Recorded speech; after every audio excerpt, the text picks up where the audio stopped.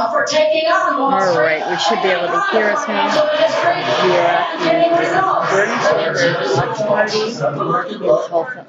In 2006, when I ran for Senate, Senator Barack Obama was kind enough to campaign for me. 2008, I did my best to see that he was elected, and in 2012, I worked as hard as I could to see that he was reelected. He and I are friends. We work together on many issues. We have some differences of opinion. But here is the issue. Secretary touched on it. Can you really reform Wall Street when they are spending millions and millions of dollars on campaign contributions and when they are providing speaker fees to individuals? So it's easy to say, well, I'm going to do this and do that. But I have doubts when people receive huge amounts of money from Wall Street. I am very proud. I do not have a super PAC. I do not want Wall Street's money. I'll rely on the middle class and working families.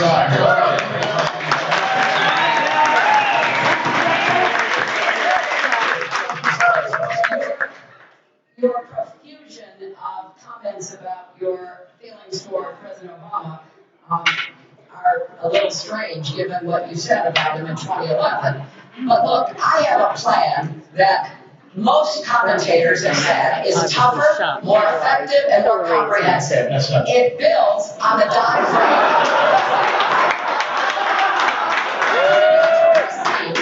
It goes much further because both the governor and the senator have focused only on the big banks. Lehman Brothers, AIG, the shadow banking sector were as big a problem in what caused the Great Recession. I go after them, and I can tell you that the hedge fund billionaires who are running ads against me right now, and Karl Rove, who started running an ad against me right now, funded by money from the financial services sector, sure think I'm the one they don't want to be up against.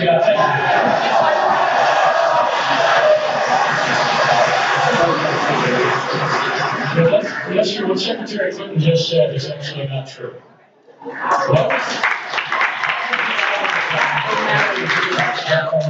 Wall Street. I put forward a plan that was heralded as very comprehensive and realistic. But if a bank robber robs a bank and all you do is slap him on the wrist, he's just going to keep robbing banks again. The same thing is true with people in suits. Secretary Clinton, I have a tremendous amount of respect for you. But for you to say there's no daylight on this between the three of us is also not true. I support reinstituting a modern version of Glass-Steagall. Capital requirements that will force them to no longer put us on the hook for these sorts of things. In prior debates, I've heard you even bring up, now you bring up President Obama here in South Carolina in defense of the fact of your cozy relationship with Wall Street. In an earlier debate, I heard you bring up people in 9/11 victims to defend it. The truth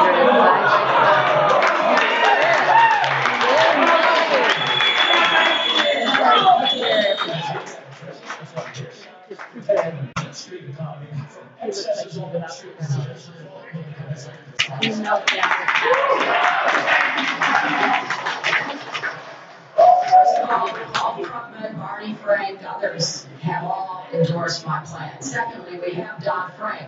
It gives us the authority already to break up big banks that pose a risk to the financial sector. I want to go further and add to that. And, you know, Governor, you have raised money on Wall Street. You raised a lot of money on Wall Street when you were the head of the Democratic Governors Association. And you were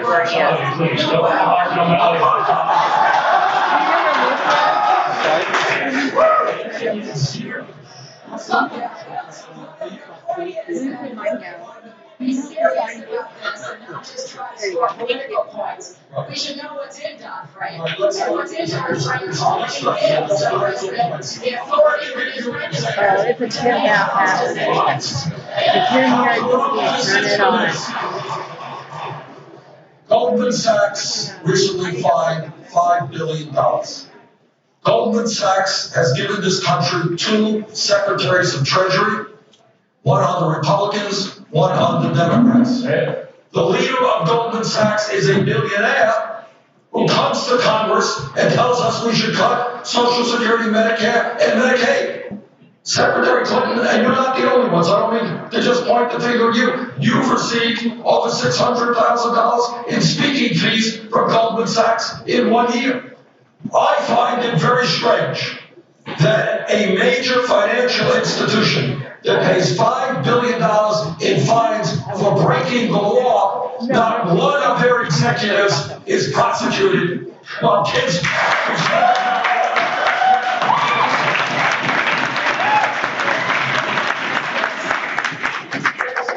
On this stage that voted to deregulate the financial market in 2000, to take the cops off the street, to use Governor O'Malley's phrase, to make the SEC and the Commodities Futures Trading Commission no longer able to regulate swaps and derivatives, which were one of the main cause of the collapse in 08. So there's plenty of problems that we all have to face together.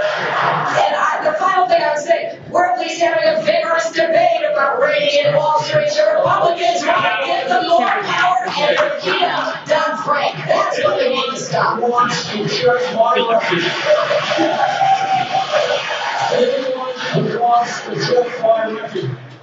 in taking on Wall Street, in fighting against the deregulation of Wall Street, when Wall Street put billions of dollars in lobbying and campaign contributions to get the government off their backs.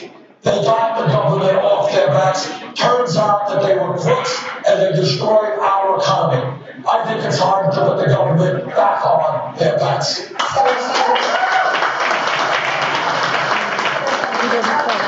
About things you want to do. You want free education for everyone. You want the federal minimum wage raised to $15 an hour. You want to expand Social Security benefits. You've been specific about what you want. But let's talk about how to pay for all this. You now said that you would raise taxes to pay 2 hours or so ago. You said you would raise taxes to pay for your health care plan. You haven't been specific about how to pay for the other things. Will you tell us tonight? You're right. I want to rebuild our crumbling infrastructure, create 13 million jobs. We do that by doing away with the absurd loophole that now allows major profitable corporations to stash their money in the Cayman Islands and not in some years pay an income tax.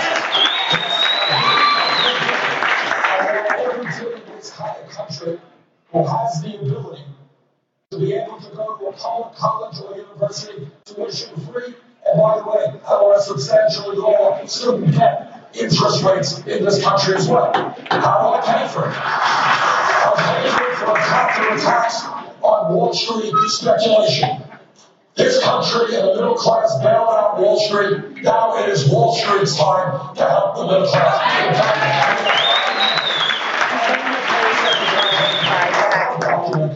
Exactly how I would pay for our ambitious agenda. Well, I have actually documented every way that I'm going to pay for what I'm doing because I think the American public deserves to know. And you can go to my website and actually see that. But there are serious questions about how we're going to pay for what we want to see our country do. And I'm the only candidate standing here tonight who has said, I will not raise taxes on the middle class. I want to raise incomes, not taxes. And I'm going to do everything I can to make sure that the wealthy pay for debt-free tuition, for child care, for paid family leave, to help us bring down student debt. We're going to refinance that student debt, saving kids thousands of dollars, yeah, and that will also come out of some of the pockets of people in the financial services industry. But I will tell you exactly how I pay for everything I propose. Let me ask you a question about taxes, because the most global political issue in the last month was taxes. Now, in your health care plan, the plan you released tonight, you would not only raise taxes on the wealthy, the details you released indicate you would raise taxes on the middle class also. Is that correct? What is correct, and I'm disappointed that Secretary Clinton's campaign has made this criticism. It's a Republican criticism. Secretary Clinton does know a lot about healthcare. And she understands, I believe, that a Medicare for All single-payer program will substantially lower the cost of healthcare for middle-class families. So what we have got to acknowledge, and I hope the Secretary does, is we are doing away with private health insurance premiums. So instead of paying $10,000 for Blue Cross or Blue Shield, yes, some middle-class families would be paying slightly more in taxes, but the result would be that that middle-class family would be saving some $5,000 in healthcare costs. A little bit more in taxes, do away with private health insurance premiums. It's a pretty good deal.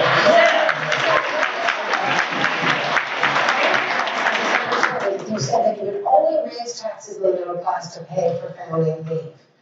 And having said that, now you say you're going to raise middle class taxes to pay for health care as well.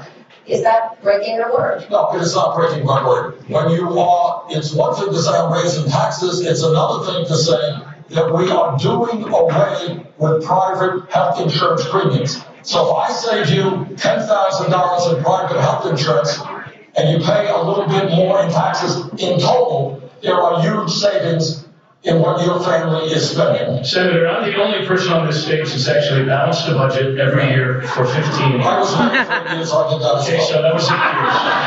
Yes. And Senator, but I actually did it during a budget downturn, during a recession. And Andrea, I had to make more cuts than any other in the history of the state of Maryland, but we invested more in infrastructure, more in transportation. We made our public schools number one in America 5 years in a row. 4 years in a row, without a penny's increase to college tuition. The things that we need to do in our country, like debt-free college in the next 5 years, like making national service a universal option in order to cut youth unemployment in half in the next 3 years. All of these things can be done if we eliminate one entitlement we can no longer afford as a nation. And that is the entitlement that the super wealthy among us, those making more than $1 million, feel that they are entitled to paying a much lower marginal tax rate than was usual for the better part of these 80 years. And if we tax earnings from investments on money, namely capital gains, at the same rate as we tax earnings from sweat and hard work and toil, we can make the investments we need to make our country better. Voters are passionate about the need to do something to combat the threat of climate change, including the team of scientists from YouTube's Minute Earth channel. Here's their take. Hello from Minute Earth. Fossil fuels have long kept our cars moving and our light bulbs lit. But we now know that burning these fuels releases heat-trapping gases that are warming the planet, causing seas to rise and contributing to extreme weather events like South Carolina's devastating flooding last year. Fighting human-caused climate change means giving up our global addiction to fossil fuels and shifting the bulk of the world's energy supply to alternative sources. Some countries have acted decisively to make this transition, but here at home we still get a whopping 82% of our energy from coal, oil, and natural gas. In the U.S., political gridlock, pressure from industry lobbyists, and insufficient R&D have made an already tough battle against